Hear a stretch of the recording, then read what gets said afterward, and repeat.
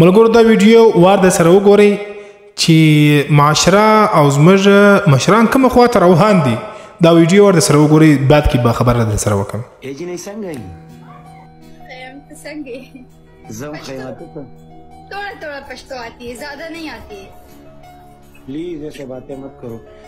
इज़्दा का څنګه یې؟ خیم ته څنګه یې؟ زم خیمه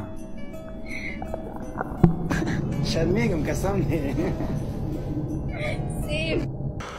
رسول الله صلی الله علیه وسلم فرمایي ثلاثه لا يكلمهم الله يوم القيامه. درې کسان داسې دي چې په ورځ د آخرت په الله رب العزت دوی سره خبرې نه کوي. ولا يزكيهم او نه به دوی هر کله پاکوي، هیڅ کله به دوی پاکوي نه. ولا ينظر اليهم، دوی ته به الله ګوري لا هم نه، الله به ورته ګوري لا هم نه. ولهم عذاب الیم، او دوی دپاره به یو ډیر سخت عذاب وي، دوی دپاره به یو ډیر دردناک عذاب وي. په هغه کې اول څوک دی؟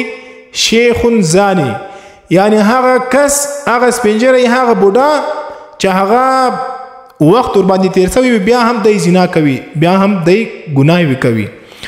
دغه کس سره به الله رب العزت په ورځ د آخرت بالکل ورته ګوري لا هم نه، خبرې به نه ورسره کوي، او ډیر سخت دردناک عذاب به الله ولره ورکړي. پخوا به مشرانو کشرانو ته د نیکو هدایت کوئ چې دا کار وکئ، دا ښه کار وکئ، بد کار مه کوئ.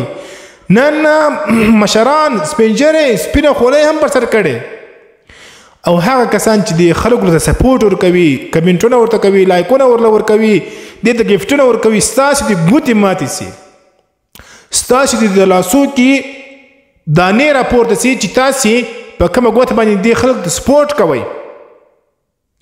دغه خلکو پر مخ ورته کوي، دې ته لعنت وایست چې نن دومره د حیا جنازه د پښتنو وتلې، بیا خاص کر دغه خلک د خپل مسلمان نوم یې بدنام کړی.